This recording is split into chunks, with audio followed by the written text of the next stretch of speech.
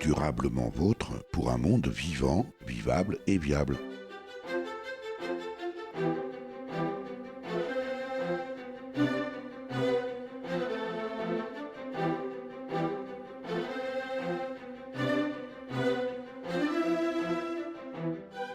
Aujourd'hui, nous évoquerons le design appliqué aux solutions apaisantes, autrement dit, qui nous font du bien. Nous sommes au plan B, à Jarville, en Meurthe-et-Moselle, avec la jeune fondatrice de la société Ophélie Benito, créatrice de la collection Molis.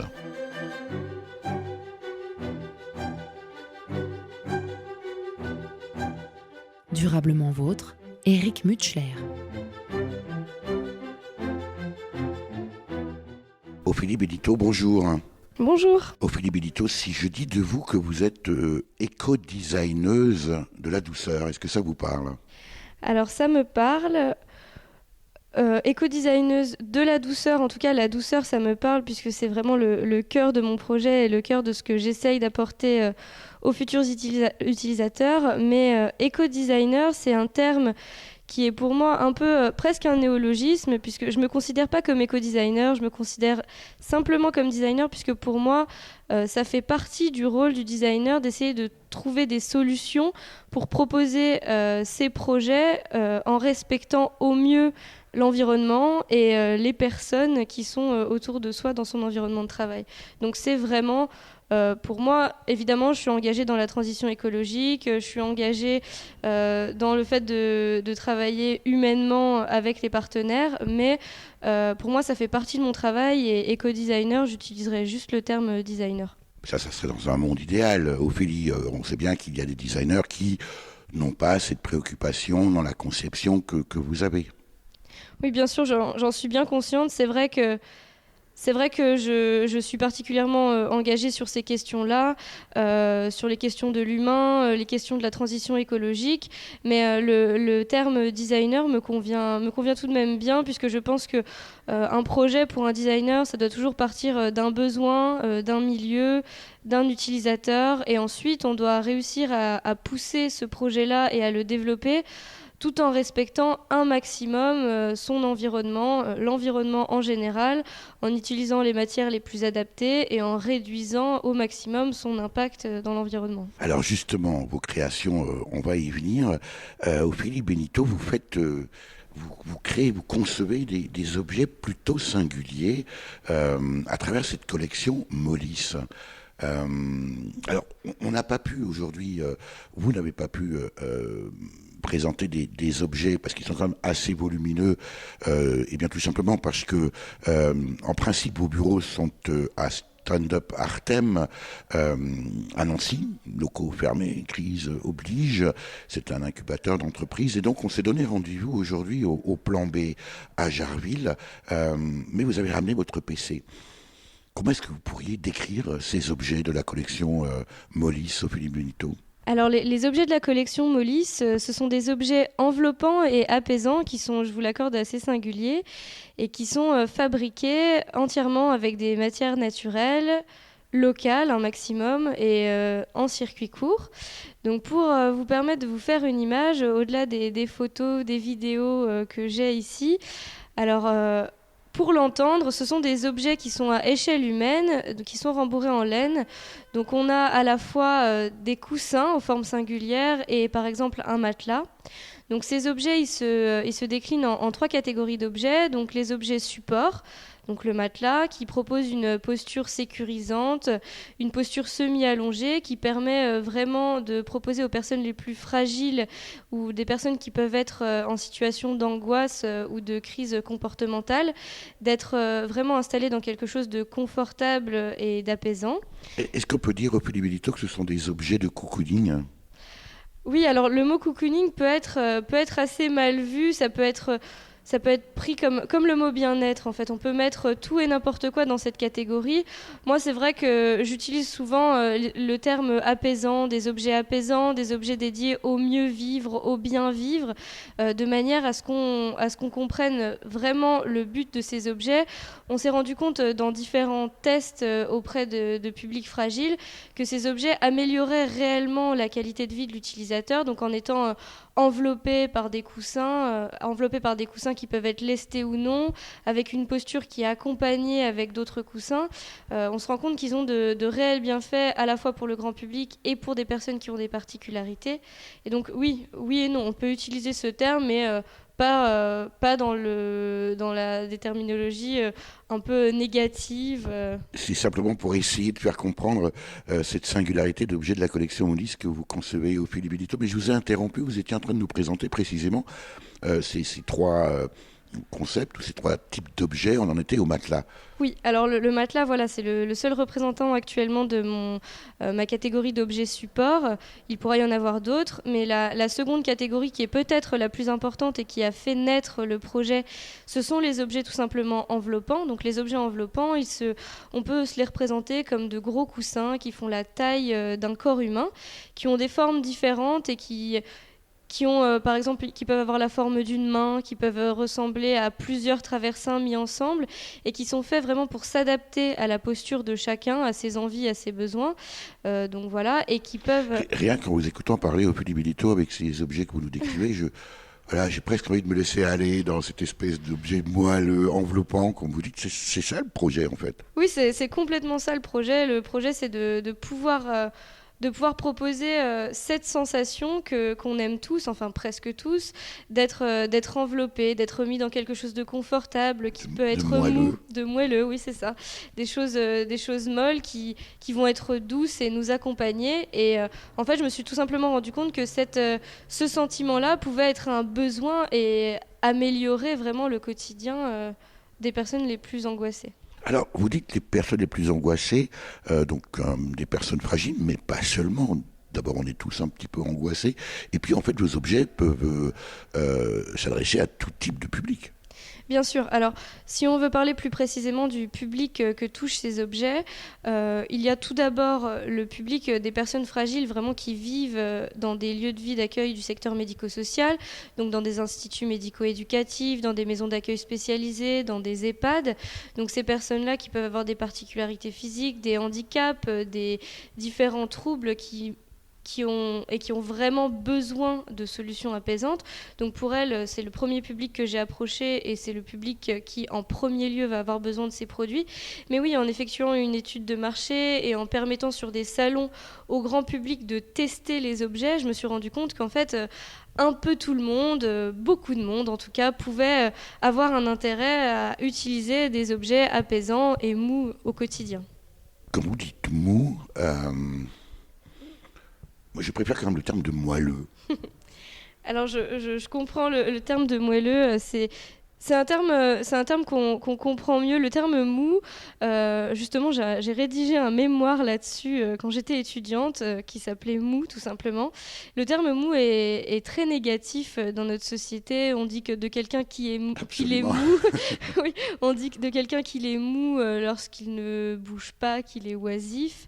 Mais justement, c'est en travaillant sur les matières molles que je suis arrivée à me rendre compte qu'il y avait un réel intérêt pour l'être humain d'être en contact des matières molles, notamment un intérêt lié au mieux-être.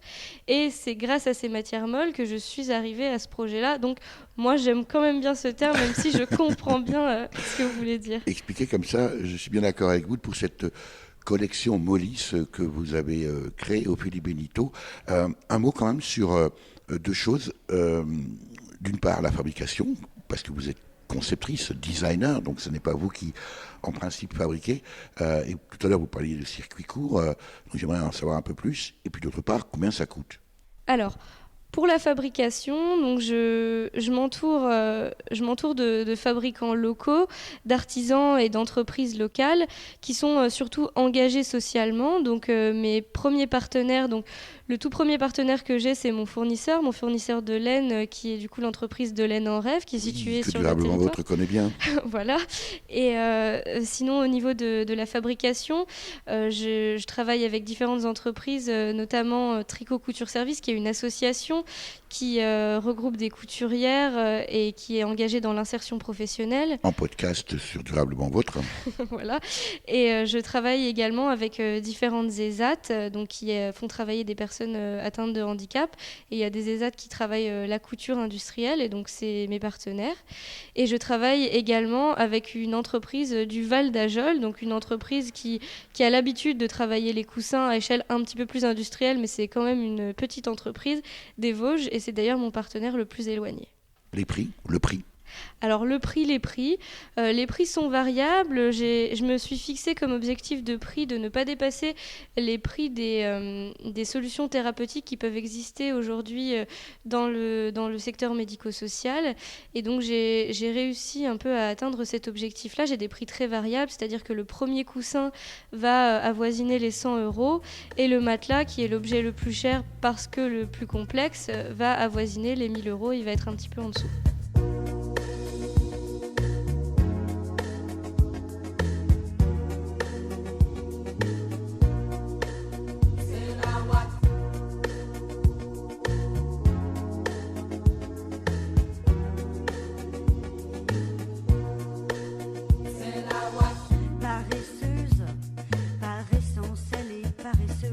Est-ce vraiment la paresse ou trop de quoi ou qu'est-ce?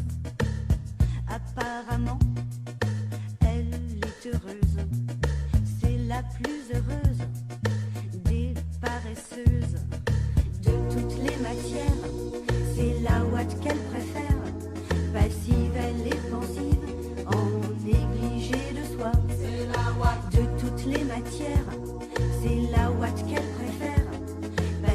Elle est pensive, en négligé de soi. C'est la ouate. Pas bosseuse, et tous les beaux mecs s'usent. Elle s'en fout, elle balance son cul avec indolence. Elle s'en fout, elle se balance de savoir ce que les autres pensent. De toutes les matières, c'est la ouate qu'elle préfère. Passive, elle est pensive, en négligé de soi. C'est la ouate. De toutes les matières, c'est la ouate qu'elle préfère. Passive, elle est pensive, en négligé de soi. C'est la ouate. De toutes les matières, c'est la ouate qu'elle préfère. C'est la ouate. Passive, elle est pensive, en négligé de soi. C'est la ouate. C'est la ouate. C'est la ouate. C'est la ouate. C'est la ouate. C'est la ouate. C'est la ouate. C'est la ouate. C'est la ouate.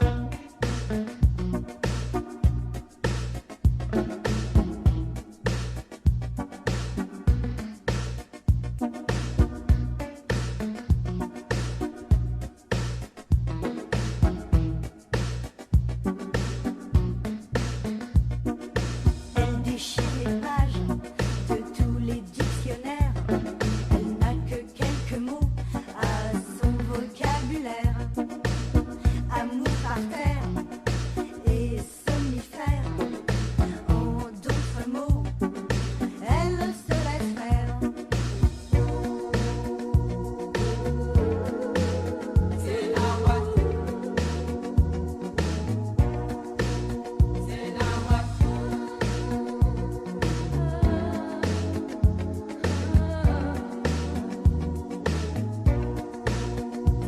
ouate. C'est la ouate.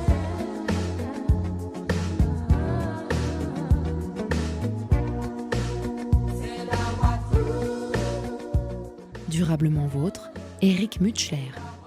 Nous sommes toujours avec Ophélie Benito, designer ou designeuse, créatrice de la collection Molis, ces objets pour améliorer la qualité de vie de tout un chacun, et en particulier ou notamment des personnes fragiles. Ophélie Benito, designer ou designeuse? Alors, moi, j'utilise le terme designer puisque c'est un terme anglais. Si on écrit le mot designer, on se rend compte que c'est un terme anglais. Mais c'est vrai que certains autres peuvent utiliser le terme designeuse. Moi, j'aime le mot tel qu'on me l'a présenté, tel que je le voyais depuis que j'ai 15 ans et que je suis intéressée par ce domaine-là. J'ai toujours dit designer et je me retrouve bien là-dedans. Donc ce n'est pas un manque de respect des métiers féminins que de dire designer. Non, pour moi, ça l'est pas en tout cas. Bah écoutez, j'en suis ravi. On va rester donc sur le terme de designer. Alors, créatrice de la collection Molis, ces fameux objets dont on parlait précédemment, mais pas seulement, Ophélie Benito, parce que vous assurez également diverses prestations.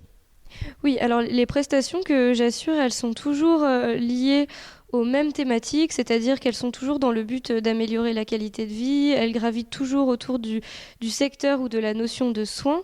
Donc tout simplement, les premières prestations que je propose, ce sont des prestations pour soit adapter les objets de la collection Molis aux particularités de quelqu'un. Elles sont aussi de permettre, surtout aux professionnels, mais peut-être aussi aux particuliers, de bien comprendre comment fonctionne la collection Molis et comment les intégrer dans leur quotidien et dans leur espace quotidien. Quand vous dites les professionnels, Ophélie Benito, ce sont, j'imagine, les personnels, peut-être les médecins qui travaillent précisément dans ces structures d'accueil de personnes fragiles. Oui, alors il y a des médecins, il y a des éducateurs, mais il y a aussi, surtout et beaucoup, des aides-soignants, puisque les aides-soignants sont souvent les personnes qui sont au plus proches des habitants. Bien sûr.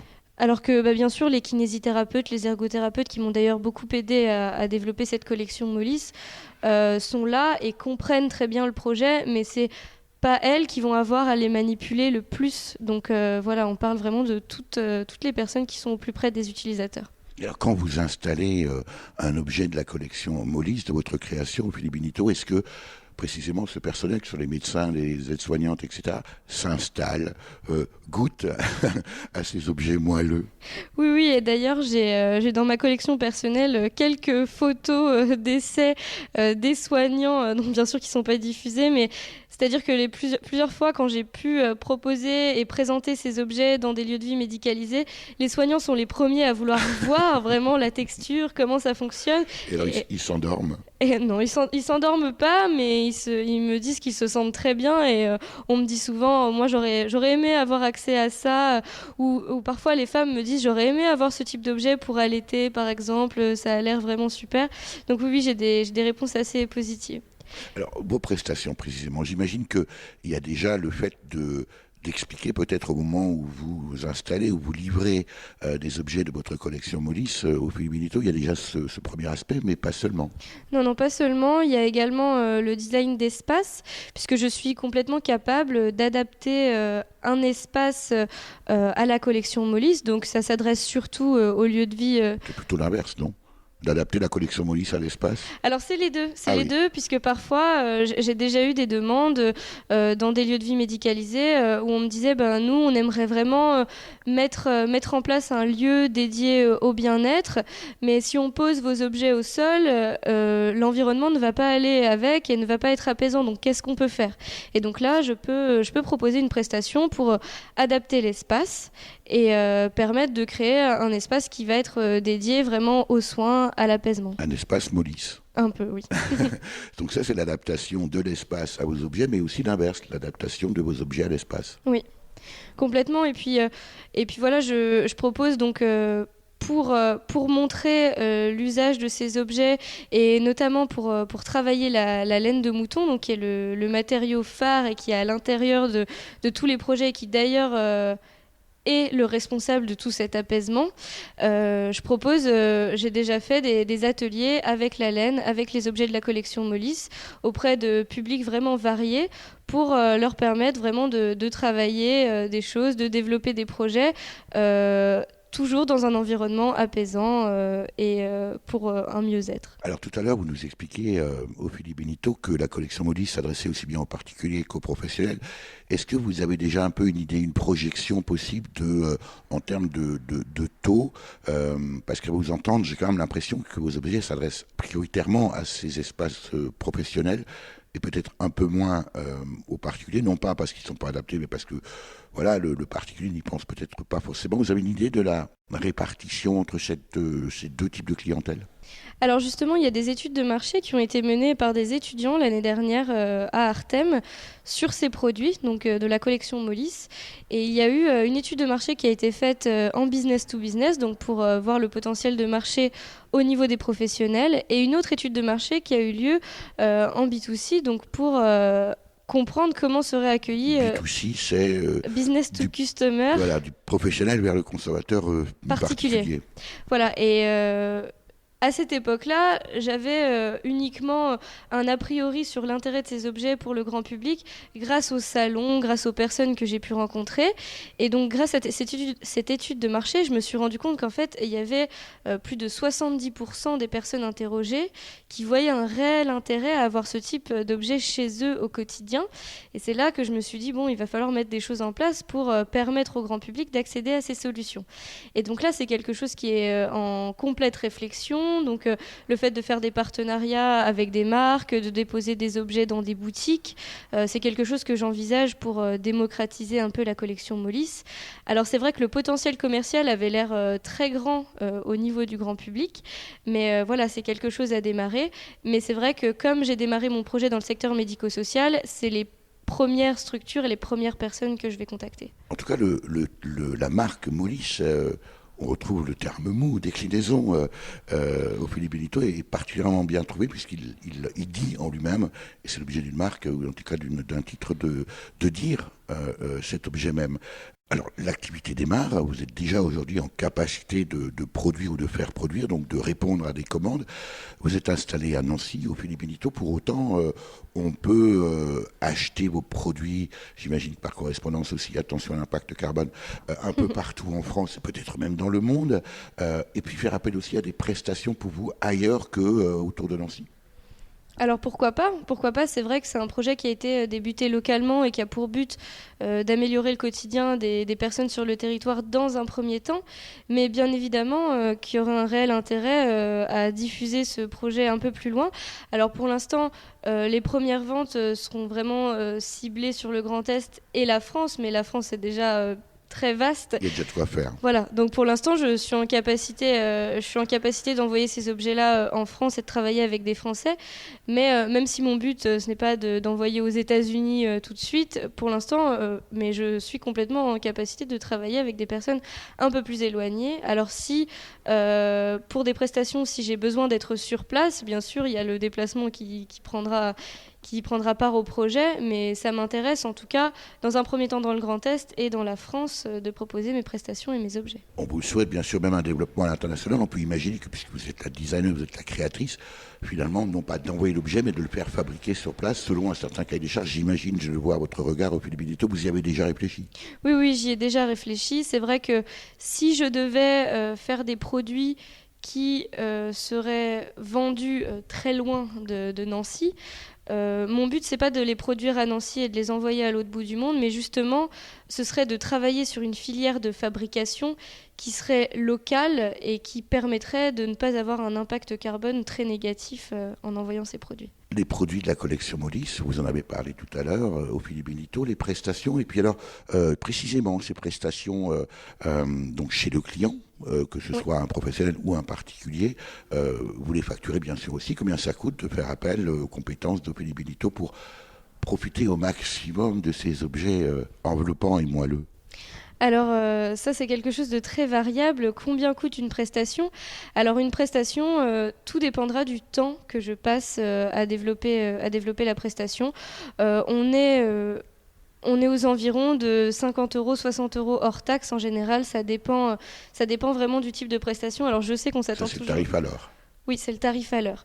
On s'attend toujours à une réponse précise, mais oui, je fais partie des métiers pour qui au sein desquels on est obligé de dire c'est sur devis, ça dépendra. Mais voilà, oui, on peut avoir une indication au niveau de l'heure. Alors, ce qui m'étonne beaucoup, Philippe Benito, c'est que vous faites partie de cette jeune génération qui est à la fois très sensible aux aspects écologiques, à l'éthique, au juste prix, etc. Mais vous n'avez plus aucun problème de rapport au business, alors que les générations d'avant considéraient ça comme quelque chose d'assez malsain, on ne sait pas pourquoi d'ailleurs. Vous avez conscience de ça précisément, de faire partie de cette nouvelle génération alors moi je vais redire éco-designer préoccupé par les enjeux environnementaux, mais de façon quasi évidente, quoi. Alors oui, j'ai conscience que ma démarche est assez différente de celle qu'on pouvait trouver il y a une vingtaine d'années. Mais au niveau de la question du business, c'est plutôt, oui, c'est peut-être lié à la culture que j'ai eue durant mes études, etc. Mais tout simplement, moi, je suis pas partie de l'idée de vouloir faire un business, mais vraiment, je suis partie de mon projet en me disant, mais il fonctionne et il y a des personnes qui en ont besoin, donc ça serait quand même super de pouvoir en vivre et de pouvoir le développer. Et c'est comme ça que j'en suis arrivée là. Durablement vôtre, Eric Mutschler. Je suis comme un grain de sable perdu dans l'océan. J'ai perdu mon cartable, j'ai perdu mes parents. Je suis comme l'eau des courants, fatigué d'ignorer. Si je coule dans le vent, si je fais que passer. Emmène-moi voir la mer, fais-moi voir l'océan. Emmène-moi dans les airs, aime-moi dans le vent. Emmène-moi voir la mer, fais-moi voir l'océan. Emmène-moi dans les airs, aime-moi dans le vent.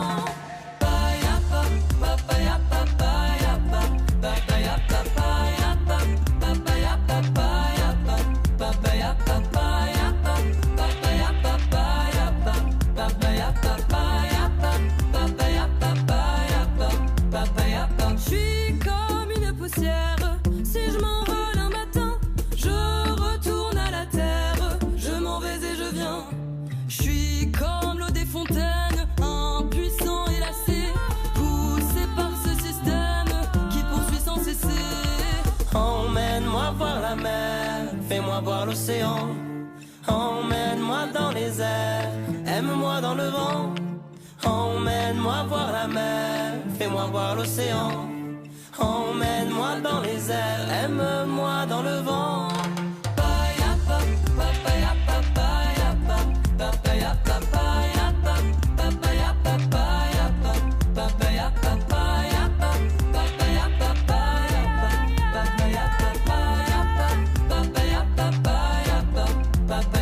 Je suis comme les autres en fait, je ne saurai jamais si je poursuis la quête, si j'ai laissé tomber. Je suis comme empli d'espoir, ce matin je renais. Emmène-moi près du phare, allons jusqu'au rocher. Emmène-moi voir la mer, fais-moi voir l'océan. Emmène-moi dans les airs, aime-moi dans le vent. Emmène-moi voir la mer, fais-moi voir l'océan. Emmène-moi dans les airs, aime-moi dans le vent.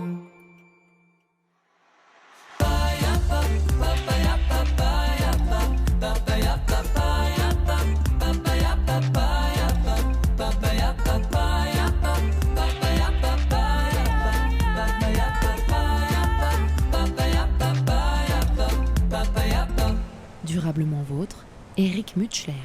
Ophélie Benito, vous venez de dire une chose qui m'a paru importante, c'est de présenter l'idée comme étant un beau projet avec l'intention pour vous d'en vivre, ou en tout cas, ce serait très bien si vous pouviez en vivre.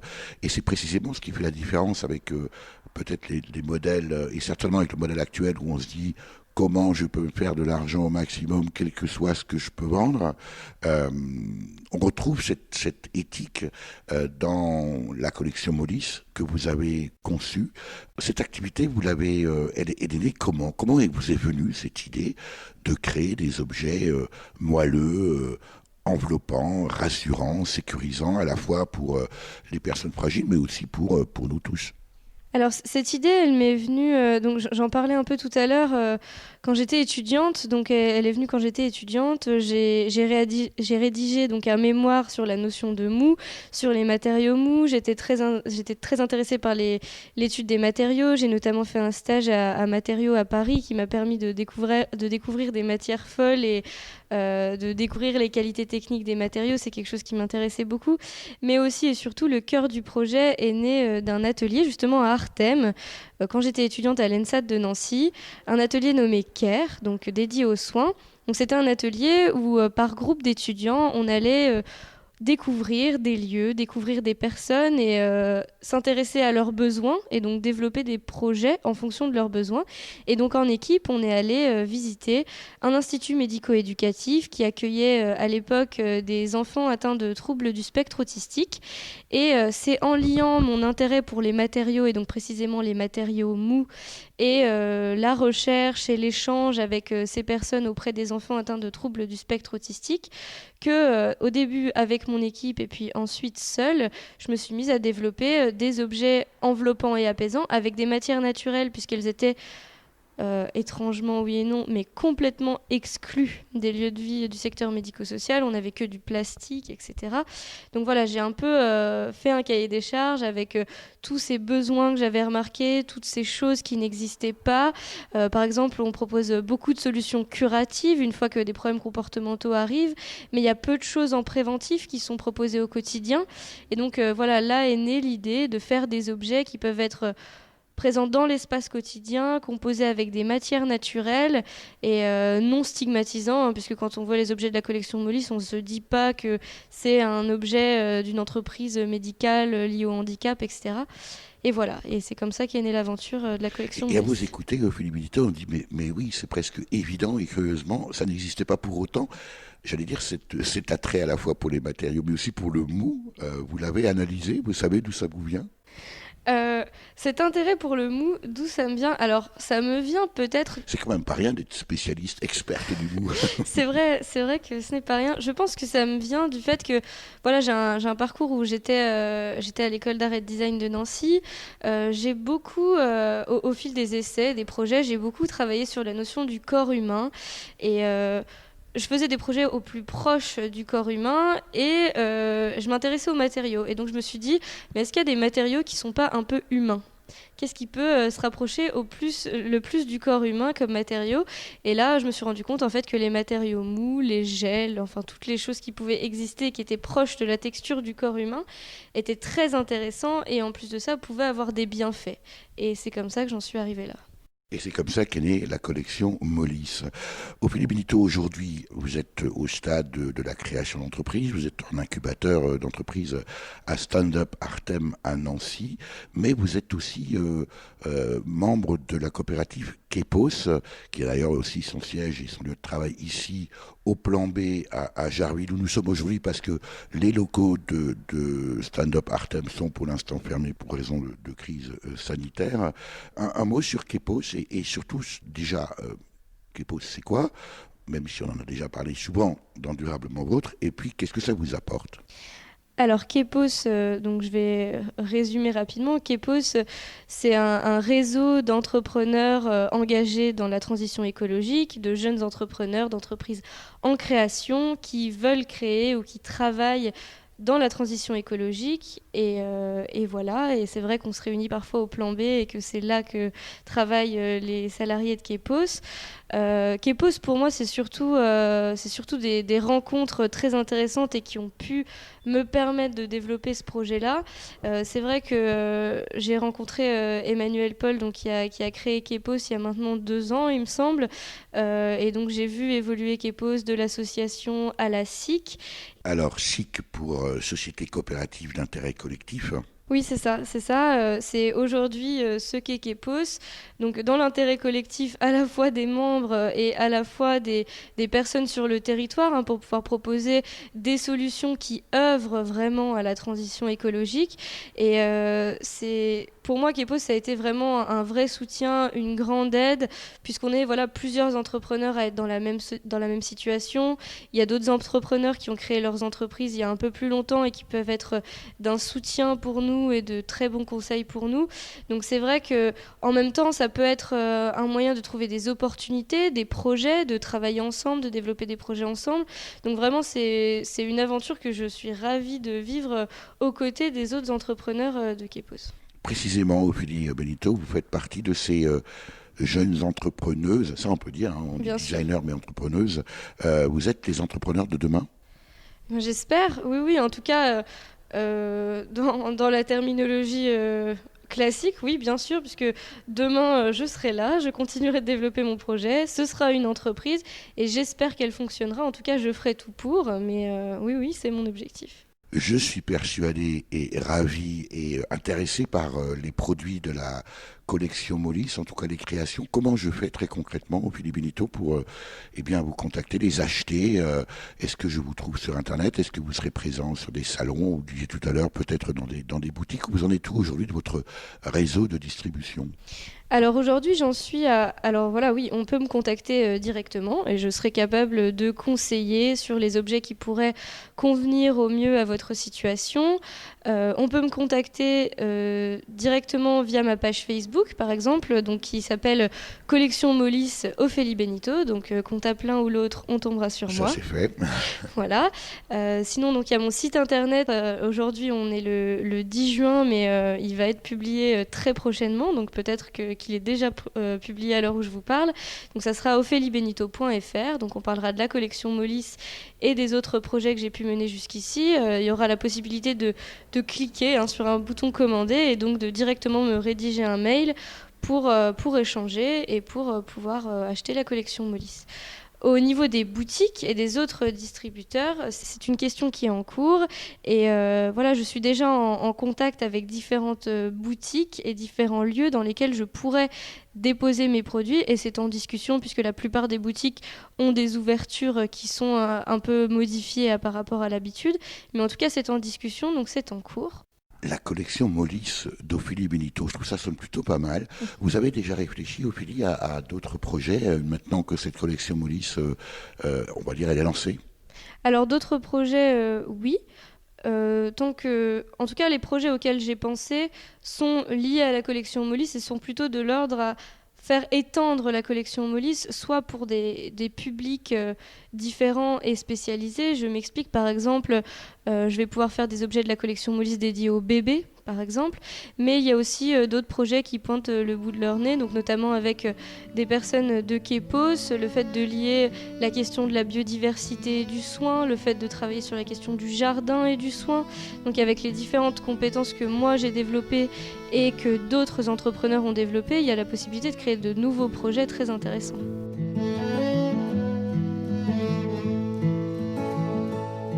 It's a darling girl, my darling girl,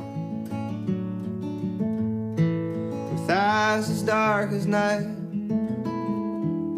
and a heart so true,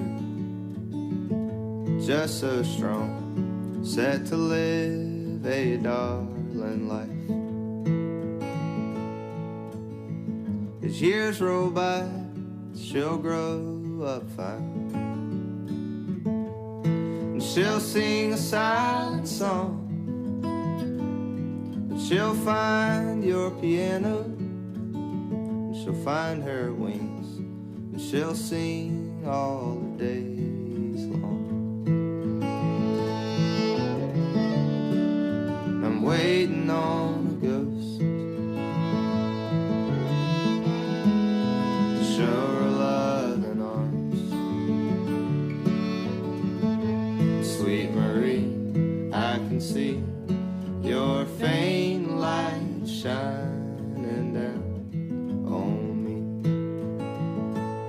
We'll go call on her brother and her sister too. Go call on all the town and tell them all today your darling girl is to wear a wedding gown. And though it all came so fast, 10 years soon will pass before there's room for 3. My sister will grow and my mother will know. Soon there will be room for me. Waiting on a ghost to show her love and arms. Sweet Marie, I can see your faint light shine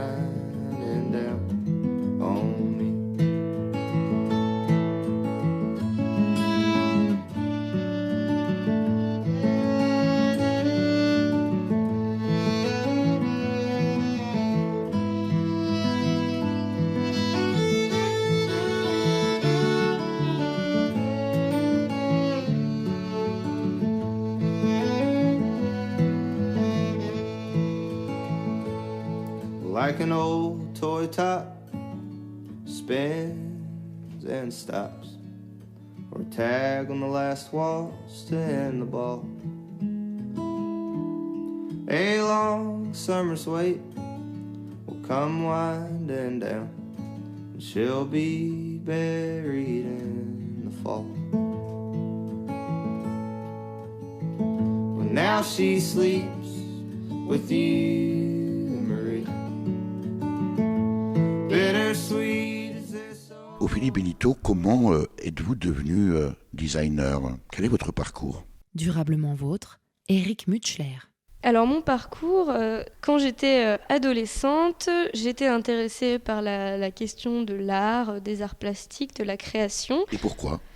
Pourquoi ? Parce que j'aimais beaucoup expérimenter. En fait, j'ai expérimenté beaucoup de choses. Quand j'étais enfant, je faisais beaucoup de choses créatives de mes mains. Et je me suis dit que ça m'intéressait beaucoup. Je m'intéressais aussi beaucoup à l'histoire de l'art. J'aimais beaucoup savoir comment certains artistes en étaient arrivés à certaines œuvres. J'étais intéressée par leur vie aussi. Et donc, voilà, au tout départ, je pensais un peu à l'architecture, un peu à l'art. Je ne savais pas exactement où aller. Et puis, je ne vous cache pas que le parcours que j'ai fait, enfin le parcours d'étudiante que j'ai fait, ne m'a pas été proposé tel quel quand j'étais jeune, mais j'y suis arrivée de fil en aiguille. Donc j'ai été au lycée et j'ai fait une spécialisation arts plastiques tout au long de mon lycée. Et à la fin de cette spécialisation arts plastiques, j'ai fait différents concours. J'ai fait les concours de l'école d'architecture de Nancy et j'ai fait les concours de l'école nationale supérieure d'art et de design de Nancy. En termes de date, ce sont les premiers à avoir répondu. Et quand ils ont répondu positivement, je me suis tout de suite rendu compte que c'est ça que je voulais faire. Et donc j'y suis allée. Je ne savais pas exactement dans quelle filière aller, mais j'ai fini par aller dans la filière design, puisque je me suis dit que ce que je voulais, c'était par mes créations apporter quelque chose vraiment à la société et aux gens. Et donc voilà, j'en suis venue en section design, à développer des produits, enfin des projets au plus proche de l'humain. Et voilà, la suite, je vous en ai parlé. J'ai découvert le corps, le mou, et voilà. Un diplôme donc de designer, c'est combien d'années après le bac, Ophélie Benito? Alors, il y a plusieurs possibilités. Moi, de mon côté, j'ai à la fois un DNAP, donc diplôme national d'art plastique, qui équivaut à une licence aujourd'hui. Et j'ai également eu un DNSEP, donc un diplôme national supérieur d'expression plastique en section design, donc qui équivaut à un master. Et parallèlement à ça, j'ai aussi obtenu un master donné par l'école des mines de Nancy sur les procédés de fabrication, les produits et les matériaux. Voilà. Donc j'imagine que tout ça a été conduit de front, donc ça veut dire 5 années d'études en tout, peut-être un peu plus? Non, c'est ça. J'ai fait 5 années d'études. J'ai eu la chance d'entrer directement à l'École nationale supérieure d'art et de design de Nancy sans passer par une prépa. Et les 2 dernières années donc, de mon master, j'ai mené de front l'autre diplôme à l'école des mines de Nancy. Donc j'ai eu 2 masters en 5 ans. Ophélie Benito, vous ne seriez pas aujourd'hui designer, notamment pour la création de la collection Molis. Vous feriez quoi? Alors, je ferais quoi si je ne faisais pas ça? Sans doute autre chose. Oui, Ou pas, d'ailleurs. sans doute autre chose, mais quelque chose qui est probablement lié aux soins de toute façon. Je me suis plusieurs fois dit dans mon parcours, si je n'avais pas fait ça, j'aurais fait médecine. Donc je ne sais pas si ça aurait fonctionné, mais ça aurait été une piste en tout cas. Durablement vôtre, la séquence coup de gueule ou coup de cœur.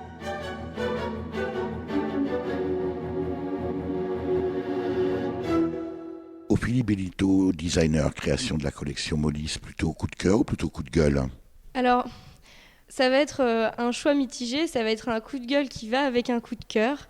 Donc le coup de cœur, c'est plutôt sur le fait qu'aujourd'hui, il y a beaucoup de projets très humains, très liés à la transition écologique qui naissent un peu partout sur nos territoires. Donc ça, c'est vraiment top.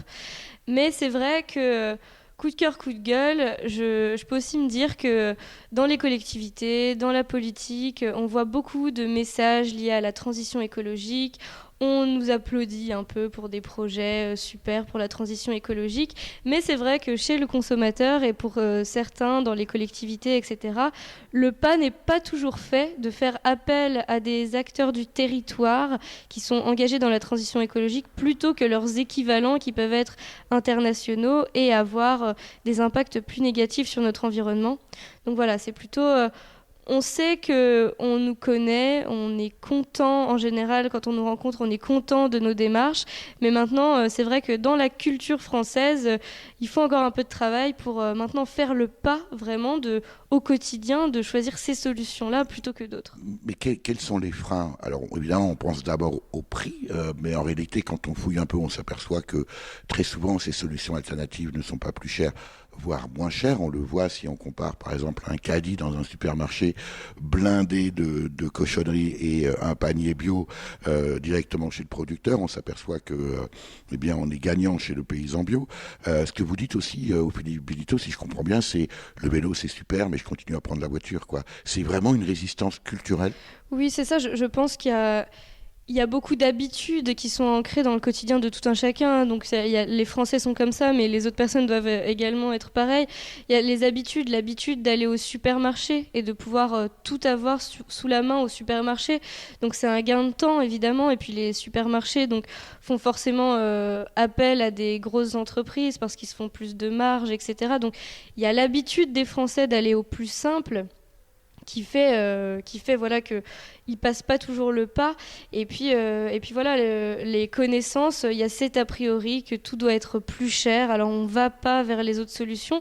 Donc je pense que c'est un vrai travail de sensibilisation qu'on fait et qu'on doit encore faire pour soit être présent dans des circuits de consommation classiques en fait que tous les Français côtoient, soit aussi pour montrer aux Français qu'on n'est pas si cher et qu'on peut s'adapter vraiment à leur mode de vie et qu'on n'est pas des solutions qui sont très éloignées de leur quotidien. Que l'alternative devienne la norme.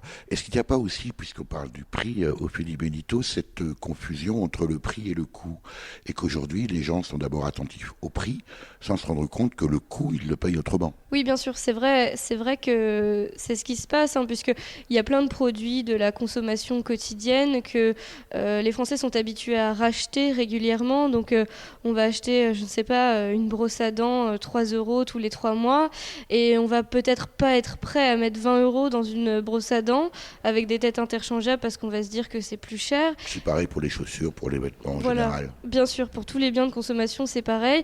Sauf qu'en fait, on voit le prix.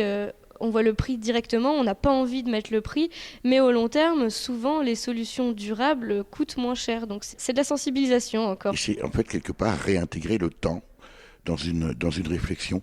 Ophélie Benito, experte mondiale du mou, comment vous expliquez que... et en vous écoutant, ça me paraît évident, on a tous besoin, bien sûr, de douceur, d'être enveloppé. Comment vous expliquez cette différence entre ce besoin fondamental? On sait par exemple que les petits mammifères, quand bien même on les nourrit avec tout ce qu'il faut d'un point de vue physiologique, s'ils n'ont pas le contact et la chaleur avec la mer, je pense aux lapins ou aux chats par exemple, ils meurent, ils dépérissent. Donc c'est qu'il y a bien autre chose, quelque chose en termes d'énergie. Comment vous expliquez que... nous avons, nous les humains, aussi besoin de ce mou et de cet enveloppement? Comment se fait-il que ce besoin génère autant de brutalité dans notre monde et de violence? Alors, comment répondre à cette question? C'est vrai que... C'est une bonne question. Oui, c'est une bonne question. Dans mes recherches, je me suis rendu compte que pour les petits humains, le contact physique est quand même beaucoup là, avec la mère, mais pas uniquement, avec les parents, avec même l'entourage. On a plus l'habitude de prendre un petit enfant qui fait partie de notre famille dans nos bras qu'un adulte. Donc c'est quelque chose qui est quand même très présent. Avec la mère, on se rend compte que même chez les bébés, il y a un vrai besoin de contact physique, etc. Ce besoin n'est malheureusement pas toujours satisfait dans toutes les relations, on est bien d'accord. Bien sûr, ce besoin n'est pas toujours satisfait. Et puis, par exemple, je pense aux enfants atteints de troubles du spectre autistique. Tous n'aiment pas le contact physique, même si en fait, le fait d'être apaisé, c'est un réel besoin pour tout le monde. Et l'enveloppement, la chaleur va apporter cet apaisement. Mais en fait, je me suis rendu compte que chez les adultes, il y a ce même besoin d'apaisement, ce même besoin de contact avec les autres ou pas.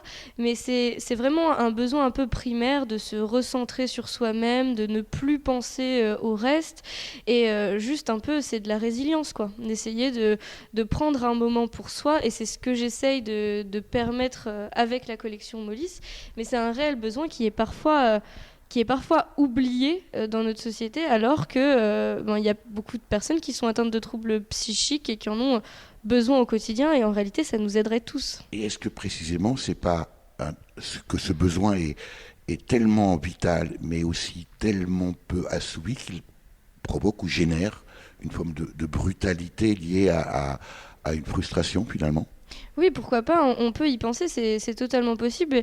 Il y a plein de moyens de déborder de ce sujet sur d'autres sujets, mais par exemple, quand je parlais du rapport des enfants aux adultes et la fracture qui existe entre quand on est enfant et adulte, il y a beaucoup d'adultes qui vous diront moi je ne joue pas, le jeu c'est pour les enfants.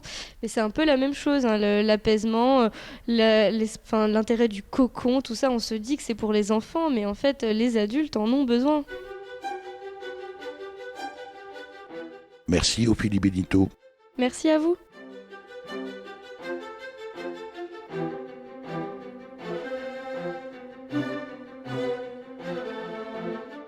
Voilà pour ce reportage sur la collection Molis, créée par la designeuse nancéienne Ophélie Benito, jeune fondatrice de la société du même nom. Pour en savoir plus sur Ophélie Benito, découvrir la gamme d'objets enveloppants et apaisants de sa collection Molis, rendez-vous sur ophéliebenito.fr et sur Facebook à la page Collection Molis, Molis avec 2 L. Vous avez pu écouter dans l'ordre Selawat par Caroline Loeb, Emmène-moi par le groupe Boulevard Désert et enfin Darling Girl par le duo américain Mandolin Orange. Vous pouvez réécouter cette émission dès la semaine qui suit sa première diffusion sur le site www.durablementvôtre.fr.